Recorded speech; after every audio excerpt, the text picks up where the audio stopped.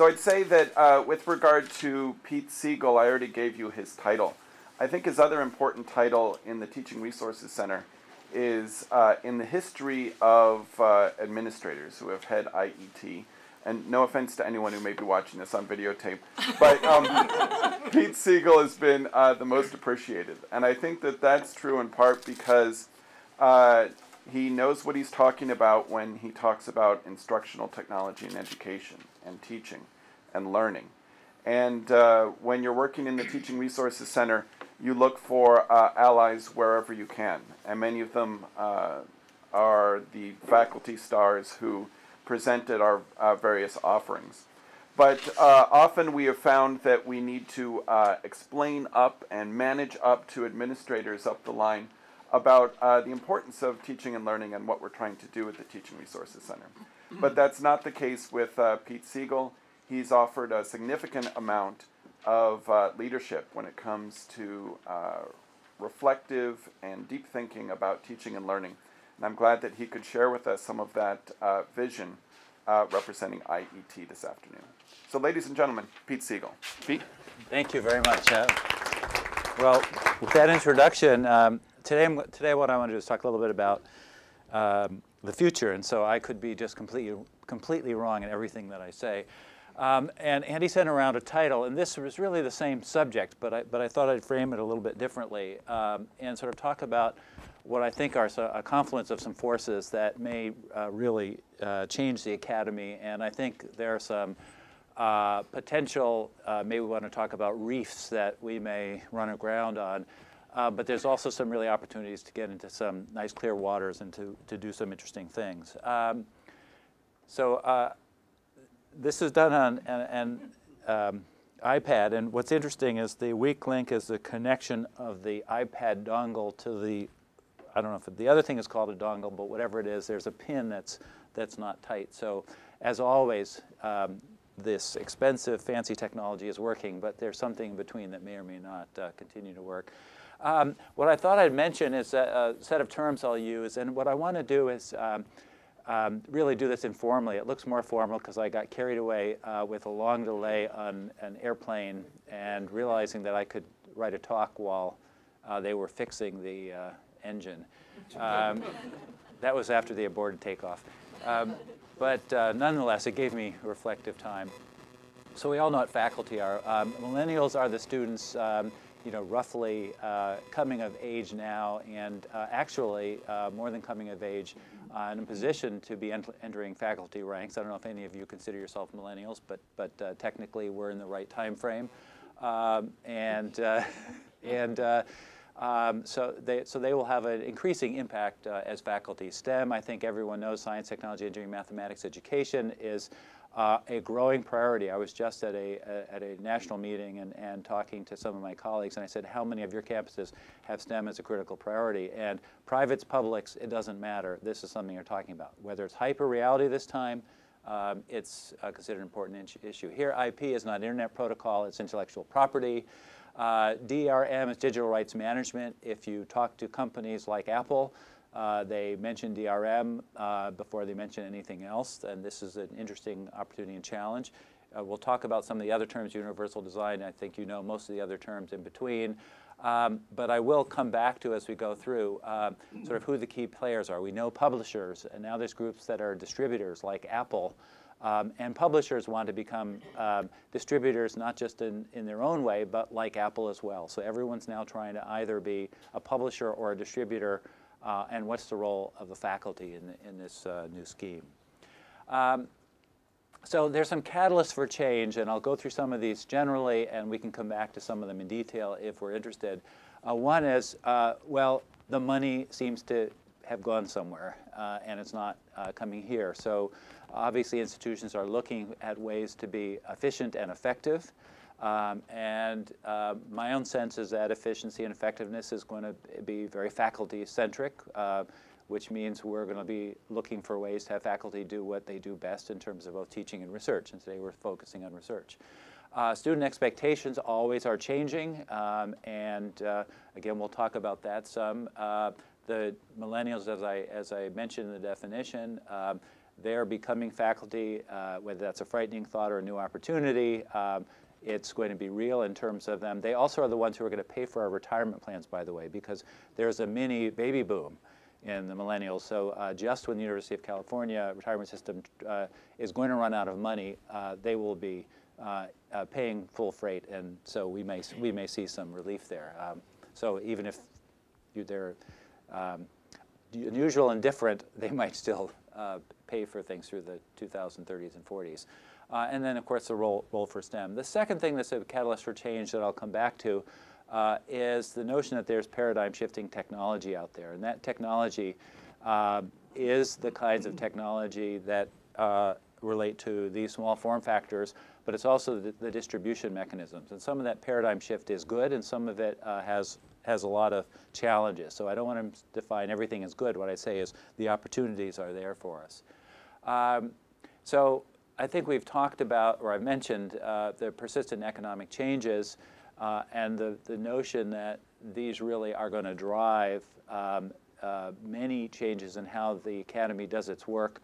And one of the questions is, are we going to continue to have a bifurcation or trifurcation between traditional classroom learning, hybrid learning, which is part online, part in the classroom, and online learning? And I think some of these technologies have the ability, if we use them right and the evil forces don't win, have the opportunity to allow us to treat all of these environments as just alternates, not alternative technologies or approaches, but as basically different parts of the same approach. So if one is building a course, one doesn't have to say, am I choosing online, am I choosing in the classroom? That those courses will be built very similarly.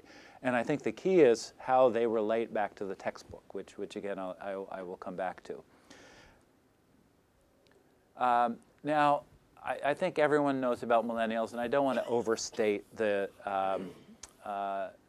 issues, but it is, I think, important that millennials are people who expect technology. And I have to tell you, I've worked for a long time with various vendors, both helping them and complaining about them and yelling at them.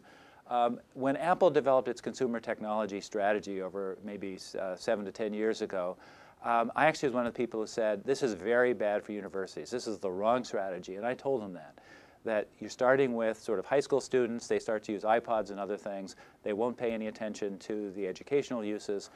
But in fact, the technology worked, and it actually dramatically increased the academic market, where now the academy is something like 25% of Apple's market.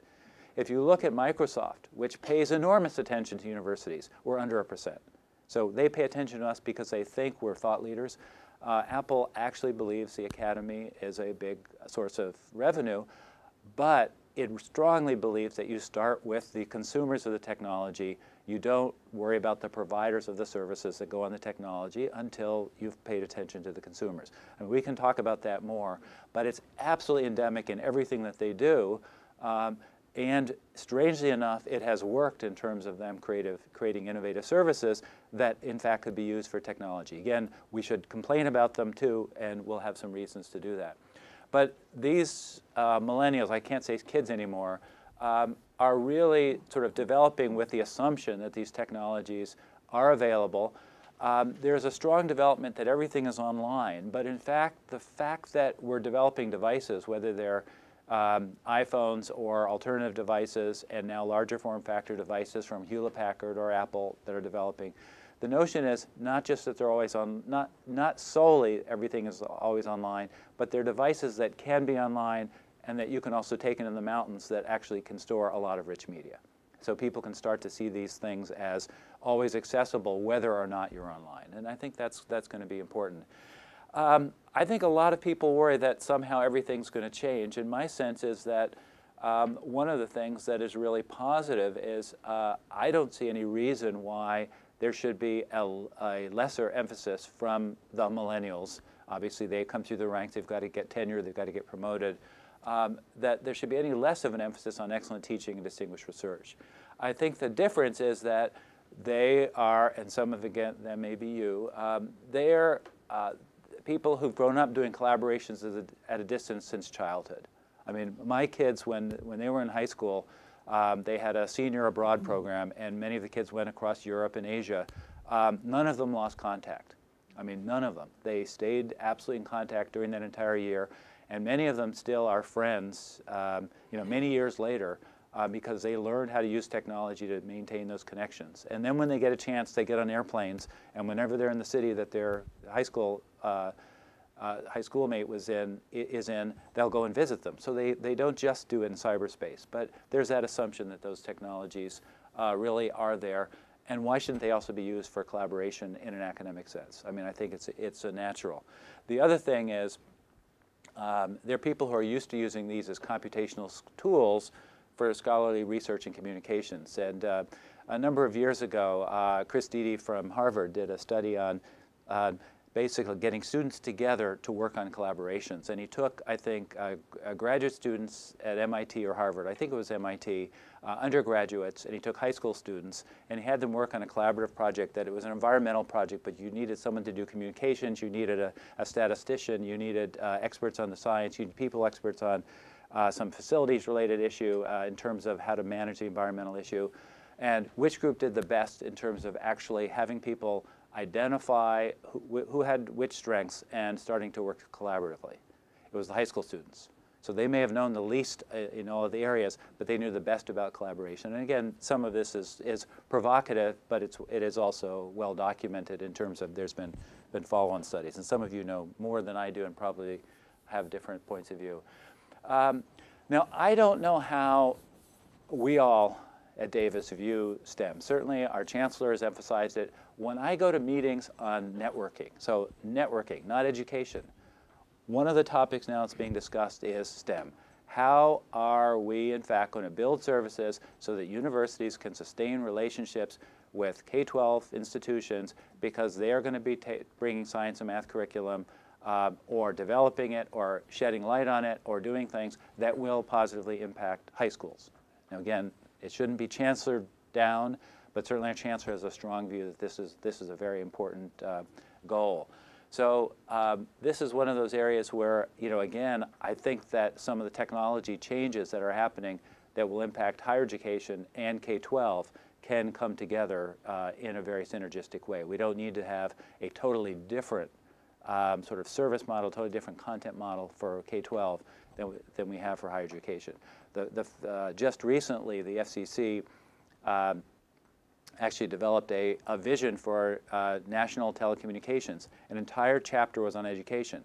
The Federal Department of Education developed a plan for education, which they submitted to Congress, a little different than in the last administration. An entire chapter was on telecommunications. So the notion is we're going to use this connectedness to, in fact, enhance education. Again, we have to see how it bears out, but there's a lot that's different. So let me switch now to paradigm shifting technology. And I think these are small changes, but I think they really are paradigm shifting. And that is the notion that we are slowly moving towards online creation and distribution of scholarly works. The trick is always, when will it happen? And I don't want to overhype the timing. But certainly the state of California says textbooks will be online by 2020. Okay, that's a long time away. But the evidence that I see is that a lot of what we consider textbooks is moving online anyway. The University of California, the UC Press has, I think, I don't know if it's all of its new works, but a significant number of its new works are all in the, quote, EPUB format, which is the new standard. It's got some problems with it. There's a lot of documents that are in PDF format that can be converted to fit in this standard. And so the University of California Press, Oxford, Cambridge, Michigan, Yale, and a number of others have already moved a significant number of materials into these online formats. And the view is, gosh, how are we going to develop these? In addition, the University of California Press has said they want to get in the textbook business. I don't know how much they're in it, but they're looking at the question of how can they develop in this business, and is this, if you have an online distribution model as opposed to shipping paper documents or printed documents around, does that change the playing field? One of the things that people have talked about is the notion that online textbooks will be about 60% of the cost of paper. They'll also probably be 10% of the weight, which is a good thing for K-12 students because they're, especially the younger grades, they're too small to carry them all around. But it also leads to people not carrying them around, which is bad for their learning. So we're going to see traditional textbooks, i.e. paper textbooks, more or less static, costing about 60%. That's probably true. That's probably going to happen in the next 2 to 3 years. So to guess a time frame, the publishers will all try to do this on their own, and they all are trying to do this on their own. I think library folks are in here are experts on this. And they're trying to duplicate an alternative to, for example, the Apple distribution mechanism because they would like to do it on their own. And that presents opportunities. You don't want it to be all Apple, but it also presents problems. You don't want to have 10 different publishers you have to go to where you have to negotiate separately as an individual using the textbooks. I'm not, to have a library do that or a campus service, that complexity can be handled, but should individuals be having to do that? Well, what's really going to happen, though, is that this is like the printing press.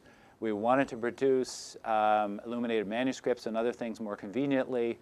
As soon as we had it, we realized we were going to do other things.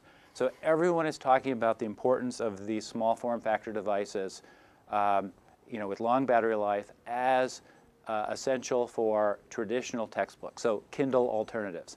But that's not what they're going to be used for. They're going to be used for textbooks that have much richer media. And if you go out and look at some of the publishers now, they've got great kids books and also medical books, and there's probably hundreds of others. But the kids books are really good in the sense that they understand that they need to be interactive. So rather than having a textbook book where you just go through and you read it, and then separately some talking toy, you have a book which can tell you stories, can give you alternative endings, can give you the history of the places that are discussed in the books. And there's going to be a lot of money out there, but that's not important. What's important is it's going to build the technology and the services that we all could use as well. So my sense here is we're going to create a large opportunity for media-intensive books that's really going to change how we produce things. And I'll get to what I think is the most important point. There's going to be, I think, good content and good pedagogy in these books. The opportunity to have, and I don't know how we're going to do this, but build in learning management, learning assessment types of tools within these books so that as you're going, the student can run a simulation and then test themselves to see how well they're doing. And again, all of these are in, somebody's written these as applications already, but they're not the kinds of things we all can develop yet. And there's going to be unavoidable eye candy, and i.e. Distracting, glitzy things that we really don't care about. So even though we have this notion the cost of books will come down, I believe what's going to happen is traditional books will be seen as one of the things that we all use, but there will be faculty in this room and around our campus and nationwide who are going to say, I can build something that's much more interactive, that helps the students with more dynamic models and other things within the materials, and that means the prices are not really going to go down. What's going to happen is the value is going to go up. There's good and there's bad in that. But I mention that in part because just saying the cost will go down for traditional things leaves behind what people are likely to really do. So the first wave of media-intensive text could be any area. I probably left out everybody's favorite area, so I said your idea here.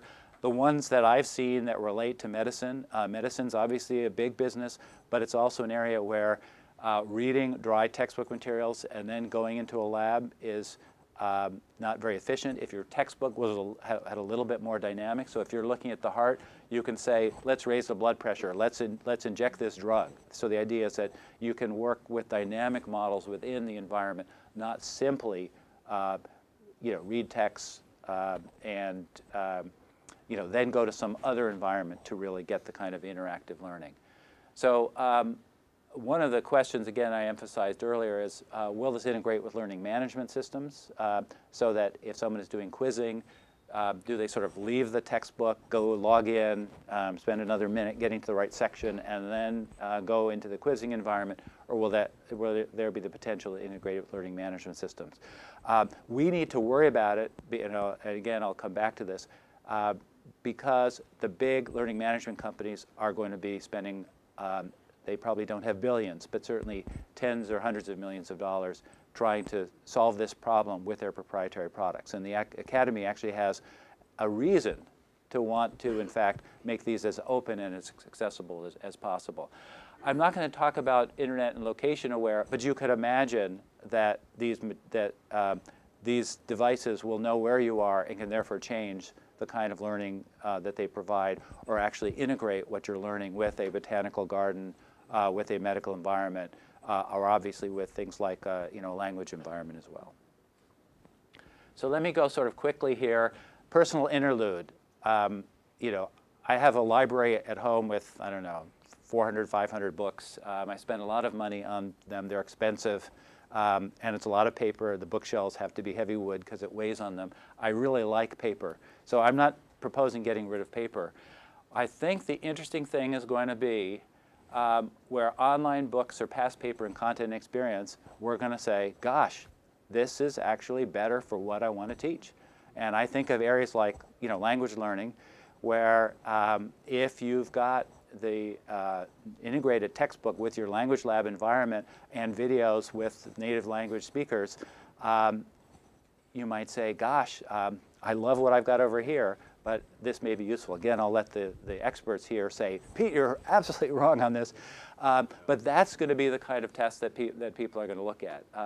So some of the challenge is going to be, I have a sailing ship up here because the actual most intensive progress in sailing ships occurred when the steamships came in. And so what we're likely to see is, as these other technologies come in, people will be very innovative with traditional textbooks because there's a lot of energy.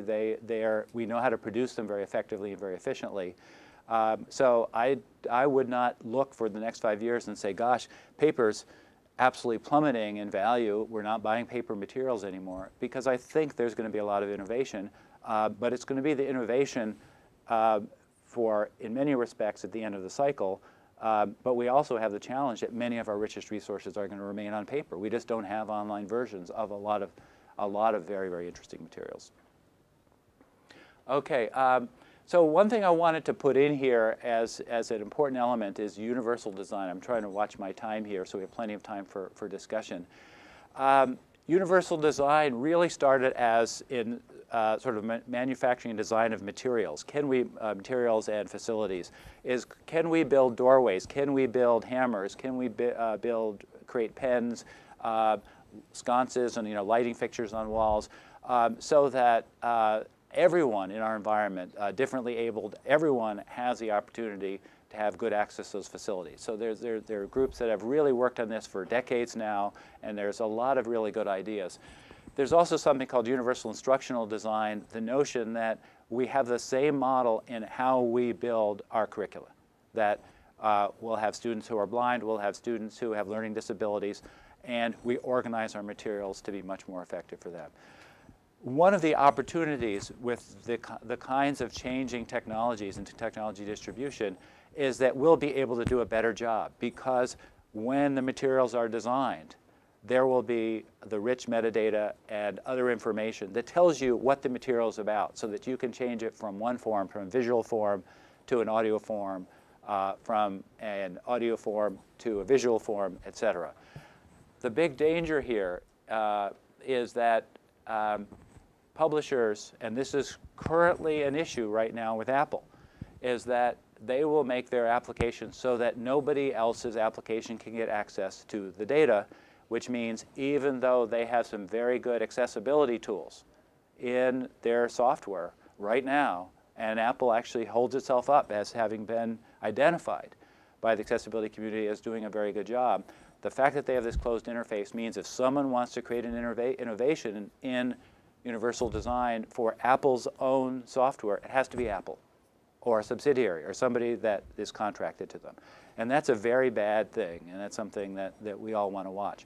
So you can build a textbook, and you can actually design it using open technologies, but once it gets in Apple's environment, some other tool can't get access. They could come back to you and say, can you also send me, maybe the contract has to be written right so Apple doesn't sue you, but can you also send me your original textbook in the online format so that I can mine it, but you can't go to Apple to do that.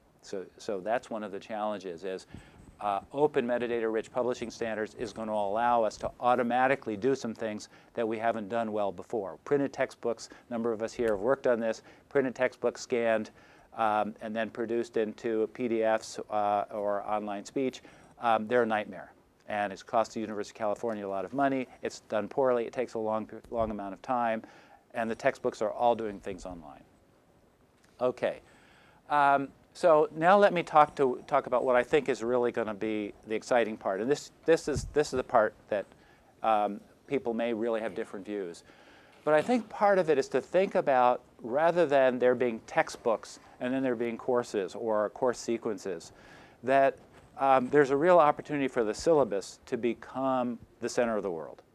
That essentially, when you create, if you think about creating course packs of a variety of materials, that as you build the syllabus, you're essentially building the textbook. One of the things, so I actually was involved in a 2-day forum with Apple, with a number of other universities, on what are the real priorities for textbooks. And one of the things everyone said, so we had folks from the University of Michigan and some of the other institutions I named, thing that people said was the most important thing after a common standard for textbook production, standard language, was to be able to take textbooks and actually distribute them in their component parts.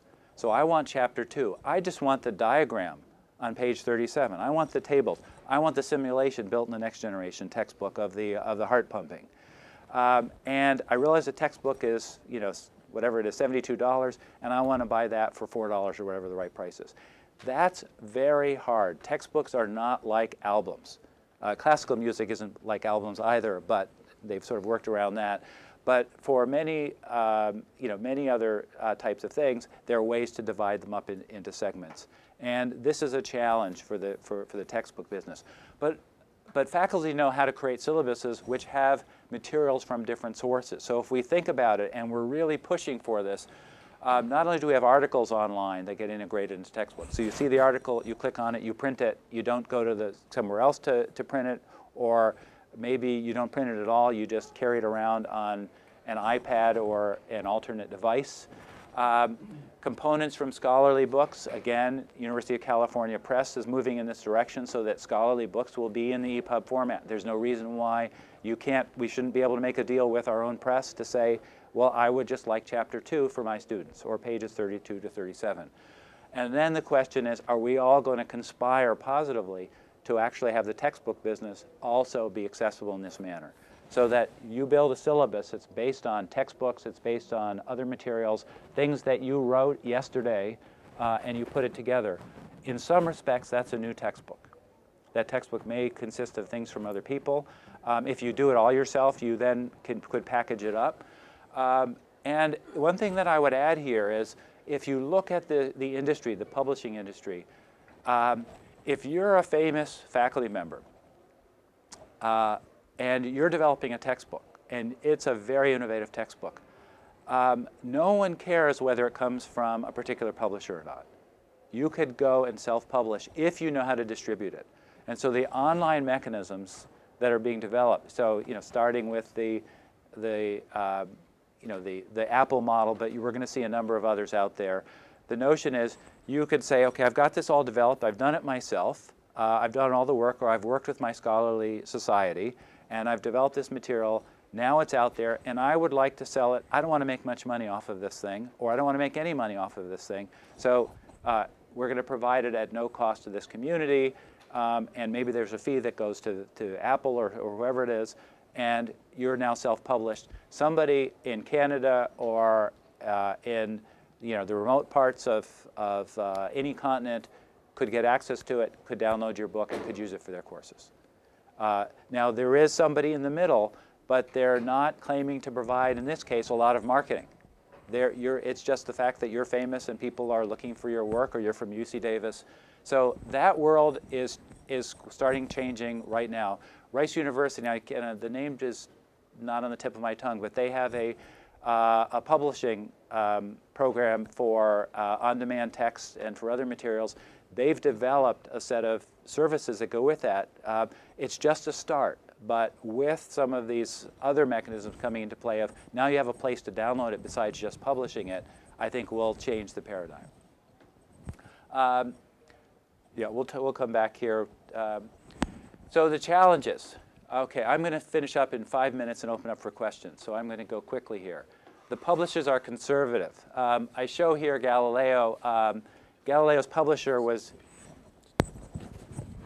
a group called Elsevier. We now know it as Elsevier, still called Elsevier apparently in Dutch. The notion here is that the publishing business is enormously traditional. It's done in things the same way, more or less since Gutenberg, despite the fact that they produce in the scholarly arena less and less of the actual content. It's produced by faculty members who very often work with scholarly societies, and then they do marketing and distribution, and they make enormous amounts of money. So intellectual property and financial issues are going to be a nightmare, absolutely a nightmare. The models have to change. Everyone knows they have to change. They're too expensive. They're too tightly controlled. And there's resistance everywhere. There's also concern that those who want to create the new model, that want to get away from that, are actually going to create a new model where they have full control. And so do not believe that there's a vendor that's knight in shining armor that's going to do all the right thing. They're going to do a lot of disruption, which is good. And then we have to make sure that those things that are produced by the academy are in fact controlled as much as possible by the academy. Because otherwise, we will have the same problem for the next 500 years. It probably won't be 500 because disruptive change will happen more quickly, but certainly 100. Right now, there are not good e-publishing standards. So the EPUB standard is actually quite primitive, which means everything interesting you want to do is done ad hoc by extensions. So from the point of view of those in the technology side of this business, that's one of the most important things. Get a rich e-publishing standard out there so that if people build textbooks, it will run on any device, not just one vendor's, everybody's, and it will display with the appropriate sort of pedagogical and other interfaces. We talked about disaggregating textbooks, and even though I say universal design is a natural to fit in, and everyone says yes, they're still seeing it as, well, we'll get to that issue once we've solved all the other problems. So if we can do it right and build it into the standard from day one as the standard develops from the current format, which is pretty good, we have an opportunity. I mean, it's an opportunity we have not had for hundreds of years. So one of the challenges here is who's going to own the syllabus technology? The publishers want to own as much as possible. But that doesn't make sense for a lot of faculty because they use multiple publishers. The distributors, and that is, I mean companies like Apple or Amazon or Google or Microsoft, they may want to own the technology and have you use it. So you will see vendors coming out with course authoring technology that's going to be very amazing in the next year. And they will try to lock you into their technology so you can't use alternatives very easily. You want to resist that no matter how good the technology is. And you know, I love a lot of technology, but I can see exactly the problem is they lure you in by doing a better job than others, and then you get locked in. Learning management system vendors, we use open source software, community source software at Davis. But there are some large predatory learning management system companies, Blackboard being the largest one, that are likely to try to buy up some of the leading technologies and to make sure that it comes from them. And I'd like it to be the academy through an open community source model where we actually control our own destiny. Most of you don't worry about it. I worry about that a lot. And Davis is actually a major investor in a variety of open source tools. Obviously, SmartSite comes from Sakai. We also have a number of things in the administrative area. It couldn't be more important than investing in this area. One other thing I want to talk about here, publications versus applications. So apps, Apple, iPods, and all these, or iPhones and iPads have apps. Apps are good and cool and do all sorts of great things. We all like them if you have these things. But they're also bad because they require programming. And so Apple has this notion, and some of the other vendors, of sort of where's the dividing line between applications and publications. And they would like to have a big application space because that can be controlled, you can make a lot of money on it, and the experience can be very, very tightly controlled, and therefore it's worth more money. I want to see the publication space as large as possible because then people who are, quote, ordinary faculty can be building the textbooks and the curricula and creating these online materials, and they're using tools that are sophisticated so that they don't have to know how to program. And that's a very important, it's a battle right now. It's a battle among friends, but it's still a battle where the application space is what people like to see because they buy them, they're $2.99 or whatever it is, and they play with them and they work great. But they're actually not the right direction for scholarly publication, including things like textbooks. So it's something to watch is that this is, there are vendors like Adobe as an alternative, smaller but still an important force. They're more on the side of build the services so you can build your own textbooks. That's kind of the business they're sort of in. They're not as effective and visible as they should be, but we're yelling at them to pay attention. Now, what are some of the benefits? Okay, I think one of the benefits is if we start to think about really a sort of syllabus-centered world where you're building what is essentially the alternative to the textbook by building what your course components are, and then there's a set of things that some of them may be bought, some of them may be free because they're from peers at other institutions or UC Davis, is once you've done that, you've built a lot of the elements of an online course. Because if you're thinking about it, you're building in not just the stuff people read, but you're building in the assessment components, you're building in some of the collaboration components. Again, it's not all here yet, but I think it's something to think about, that you can link these things together. And so someone can teach at a chalkboard, and someone else can teach online. And if the course is developed with these different components in mind, it will be much more straightforward. I don't want to say it's free, but I think it's close to being a marginal cost of that if you're building a new course or course sequence, that you could build the online and an in-class version together for about the same cost. Now again, that's something we can fight about, and in 2 minutes we can do that. Then the other part is, so I think I've emphasized, is writing a textbook will converge with the syllabus, that we will really start to think about textbooks as not things that we publish, but really the course components that they've always been. So again, text, course packs, all these other things will derive from the syllabus. We won't have a bookstore we send them to, I'm sorry to say, but it will be in your syllabus, and presumably there will be groups on the campus, like the library and others, who will in fact provide the rights and the authorization to the materials. And then we will have people who have the idea that rather than writing textbooks, I'm going to write components of textbooks which can be shared. And again, people do this already, but they don't have a very effective mechanism. Unknowns, are there incentives for faculty to share curricula across campuses? Will the publishers and distributors facilitate or hinder a faculty-driven process? So will the academy own its own intellectual property? I've talked about many of these issues. And then what are the roles of the universities? Libraries have a key role, digital archives, university presses, and UC Press and the other groups at the Office of the President are obviously thinking about these types of issues. And if we're interested in these things, we should engage them to make sure that as they think about their directions, we working with the other campuses are doing so as well. So crystal ball, I think it's faculty-driven forever. We've got to make sure of that. Syllabus-centric, classroom and hybrid courses become one. There will be lower barriers to collaborative teaching because the kinds of technologies and infrastructures will be available to allow someone from one campus and from another campus and a third campus to not only co-develop but also co-teach a course. The new models for scholarly publishing are going to change everything. We're now building the steamship. And the first steamships were not successful. The boilers exploded and killed people. We should expect that in its way in this area. But eventually they will become reliable and they will be faster across the Atlantic Ocean, and we're going to want them.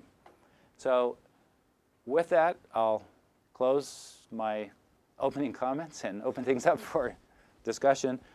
This is actually a picture from UC Davis, not from UC Davis, from Davis when we had the fires north of Davis. Was it last summer, just before? And so there are a number of these pictures were that, and that's that same red sun on North Star Pond. So any thoughts on this? I should be wrong in at least 40% of what I'm saying, but it could even be as high as 90%. But it's what we're arguing about with these vendors now, and it's an interesting thing of how do we get faculty at the table in these types of conversations with these vendors. Me? Very interesting, thanks. The big question that comes up with all of this is the question of peer review.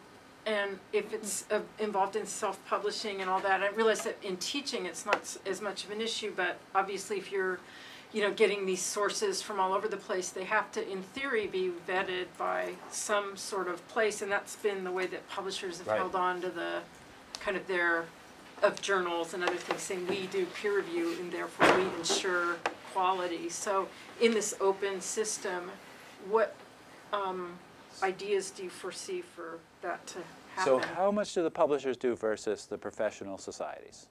So I don't see any decrease in the notion of professional organizations of peers being critically involved in peer review.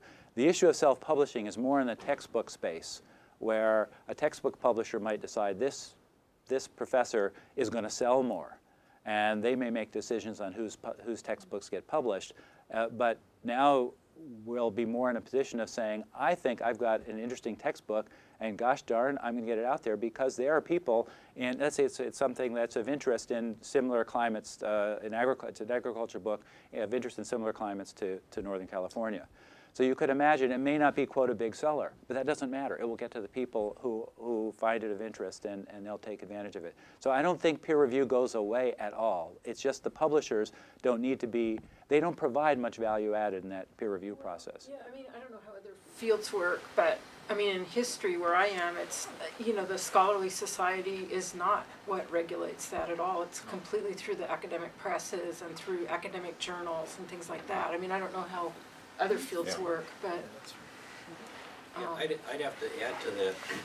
In the sciences, we used to have a lot of stuff published in scholar, by societies, but that's all pretty much gone away. And even the societies that remain, except for a few, have farmed out their publication activities to the publishers.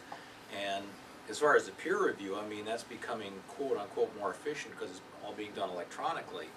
But I don't know about others, but the time available to do peer review is getting less and less. I mean, as we have to spend more and more time looking for grant funds and all the other stuff with fewer people, you have to start making decisions about how much peer reviewing you're actually going to do, and start saying, yeah, no, I can't do it all the time. Otherwise, the publishers quickly find out who's willing to still do peer review, and you'll get buried fairly quickly. But so the question is, who makes the decision that the publishers are in control? And so my humble suggestion would be that this is a faculty decision, and the faculty nationally should want to take this back. When I look at some of these publishers, they may be good, they may have the best of intent. They may have really, really good peer review committees, but those are all people and to actually take that back from them, I don't think would be difficult. The real question is, and again, you can assess this because it's not up to me, but my sense from talking to publishers and from talking to people basically involved in this professional societies is that the publishers have added less and less actual value over time. That their marketing for the costs of the textbooks or the other materials or the scholarly works, for the costs of the materials, they're not doing very much. And so the question is it worth it to pay? I'm trying to remember what the costs are to libraries, but it's enormous for these publications. Is it worth it to the faculty, to others, to have those costs or their lower cost alternatives? Just a couple things, obviously from a library point of view, but there's a website called Sherpa Romeo. So if you Google Sherpa Romeo, it has a list of major journals, and it will tell you what the publisher's policy is about whether you can keep your rights to repost your article elsewhere, to give it out to your class, to put it on your website. So you could help choose a better journal when you're going to go publish it somewhere by consulting that website. And then just another thought that occurred to me with compiling these textbooks. Somebody wrote me from another institution and said, there is someone in your math department who has the world's best tutorial on this, illustrating and teaching about this particular phenomenon. And my professor wants to cite your professor's website. Will it be there forever if they put that URL in? So I just mentioned, as you develop interesting textbook and learning modules, come to the library and let us know so that we can capture and preserve it for eternity, so that you can cite it and other people can cite it, and you won't have to worry about, keeping it active someday when you want to retire. Yeah. I think a question over here, and then I'll come to you. Yeah, just a comment and a question, but this component parts that you pull out of textbooks and so forth, this is part of this liquid library concept, that you have this ocean of knowledge, and you don't want the recipe book, you want the single recipe. And so you can sort of cherry pick what you want and assemble it. So anyway, but is there such a thing? I mean, we've yet to have any conversation like this in our department, for example. I mean, what's the strategy for enlightening faculty to this, and rather than just responding to demand and that sort of thing? And I guess even generalize that, is there such a thing as a digital strategy on campus here? Well, see, for this type of thing, I think it's so new, and some of it is actually, I'm sort of trying to be a pundit here myself. My sense is this is all going to happen. But if you talk nationally, there's probably not more than 15 or 20 institutions that are really actively involved in some of these. Maybe it's 30, but in sort of this question of how this publishing market is being turned upside down. If you watch the music industry and the video industry, for me, this is the third revolution. And for both of those, the big part of it was intellectual property and breaking up into component parts. And the solutions were good, but they were not ideal. There have been suits. UCLA's been involved in suits and others, in terms of which materials you could share. So in some respects, there is no one out there. I mean, maybe some of us here could write an article, but there's no one who's kind of pulled it together. So it's just really being discussed in the community, because I think people are believing that the changes that have occurred in these other industries will now go to the publishing industry, which is in fact, much larger than the music industry. So it's actually more important. Moving so fast in this area that if we don't have a strategy, we just get left in the. It just becomes piecemeal and sort of. Yeah, absolutely. And the publishing strategy. The standards for publishing might be the biggest issue. Is to have. So Apple's using something called the EPUB standard. That's a standard that's also used by the University of California Press and a number of others. It has its advantages and disadvantages. It allows you to change text pagination based on the size of the form factor, so it does a good job with different form factors, and they're struggling with how does the professor say read pages 30 through 49. But it has a set of deficiencies, but that right now is where people are putting their attention. About 3 weeks ago, I was at Adobe, and we were saying to Adobe, play in this game. Don't let one or two vendors control this. Get in there. But I think to have the academic community is starting the conversation, but it's almost from the wrong end. It's the technology people who are being asked to come to the table, because they don't. What I asked them to do is actually they should have the same meeting they had with the CIOs with the librarians, but I don't know how to do that with the faculty, because the faculty are. I think you've got to figure this out. That's where leadership comes in. You're sort of a liaison between the technology types and the faculty and so forth, and otherwise it's just sort of this piecemeal process. Yeah. So this might be a good opportunity to say this. If something like this is interesting, is how do we get that conversation more broadly? There is also going to be some concern among some faculty that this will go too fast. The technology will control the pedagogy, and we don't want that to be the case either. But it does provide, and that's why question: does it provide opportunities? And again, I think if we have the examples of where this really makes a difference to learning outcomes, that's much better than if we have the publishers essentially, creating ads and producing hype. That's where they're exaggerating the claims. So we want them to be accurate claims. I know there were a couple of others. So yeah, Wyndham. But I'd like to go back to what Kathy was saying and just build on that a little bit. You used the word conservatism for the publishers. There's no question about that, I think. And of course it can be applied even to the most liberal faculty members in certain arenas, can be very, very conservative in others. There's tradition involved in this. I think it's going to be an extremely hard nut to crack in places like history, some of the other social sciences, certainly in the humanities, to get a book published, for example, let's say with Stanford University Press or with Oxford University Press, as opposed to, shall we say, the Mellon Press, is going to be considered a true achievement. And it's unfortunate. I find it, quite frankly, wrong. It's the content, and it should be the content. That content is judged and should be judged by peers. And it doesn't, quite frankly, mean all that much to me to look at a book, as I did, from the University of Pennsylvania Press. It was absolute rubbish. And how the hell it ever got published, I have no idea. I didn't quite say that in my review of it, but and the fellow's never forgiven me. But it was garbage. And the thing is that will be looked at in a review process. We come to CAP now, or the faculty personnel committees. That will be looked upon, of course, as a true achievement compared to perhaps the book that has been published by Mellon or by some of the other smaller presses, which are labeled sometimes vanity presses, even if you may not necessarily have to pay a subsidy. They just don't have that reputation. And somehow to break that nut and get people to realize, look, we've got to go with the people who read this, who are experts of the field. Mm-hmm. Then you've got, if you could have that attitude adopted, I think, then you cut through, whether it's in print, whether it's online, whether it's even, for that matter, quite frankly, self-published, but it's getting an awful lot of dissemination. But it's a darn difficult nut to crack. Yeah, now, certainly there are publishers. So Oxford, Cambridge, University of California, Michigan, Wisconsin, a number of other presses are involved in this discussion. So when I say self-publishing, I don't mean to exclude the university presses. What I mean to do is say we don't want it to be the presses that overcharge, that don't provide value for their costs, for what they're charging, running the show.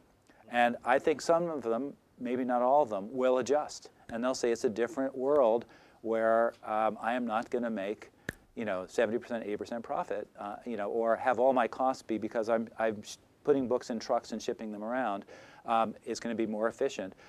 So maybe it will still be Elsevier, but it'll be Elsevier behaving like a university, hopefully a quality university press, like say Oxford, that people would want to have their books published in.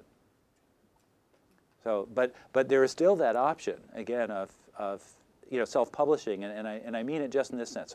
So I'm not suggesting everyone should want to do that. What I'm saying is it's an interesting world where the distribution services are going to be more important than the publisher in getting your materials out to people.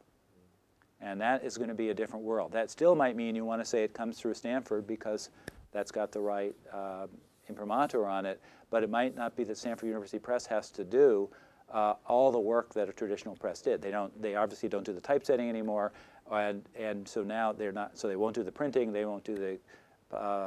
They may do some advertisement, but that may be about it. Just to offer another perspective on the urgency of some of this, I attended a writers and publishers conference this past weekend, and the president and publisher of Sourcebooks was there. And she said that 3% of books last year were sold in some sort of digital format, and that we might not think like that's a very big part of the market share. But she pointed out that while we think of the music distribution process and the digital revolution that's happened there to be fait accompli, that nevertheless 60% of CDs were sold in CD format, where someone went to a store in 2009 and actually bought a CD. Now, to millennials, that may seem really strange, right? Why would you buy the actual CD? And so, a small percentage of actual sales can really mean a big deal. It can mean the tip of the spear. And so, I think that we do need to take this seriously. I think some of these millennial scholars will also begin to make some of these choices according to what's available, how they can put together a syllabus-based text for their students, rather than depend upon a slower, more conservative press. So they're going to make some of these decisions according to how it is that they've grown used to learning and teaching, and not always be dependent upon a slower, more traditional process. I was thinking, I'm in the languages, and I was thinking about a textbook syllabus. The way you write it now is so totally different from 10, 15 years ago. Right now, writing it would be much less text than it is all the other media. So in reality, it's a much better textbook for what I do. And so who prints it, it doesn't matter, because it shouldn't be printed. Because if I print it, it's not going to have all that accessibility to the multimedia. So for certain areas, the print per se really is not useful anymore.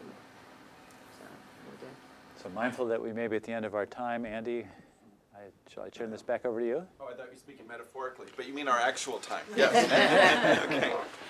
Yes, absolutely. Some of you would like to chat some more with Pete, and I bet he could stay for a few more minutes to entertain questions, comments, and converse. Otherwise, let me just thank you all for coming to this sold-out iteration of the Faculty Mentoring Faculty Program. I hope And that all the profits go to the TRC. Yes. Thank you. We'll be enjoying those residual checks for months.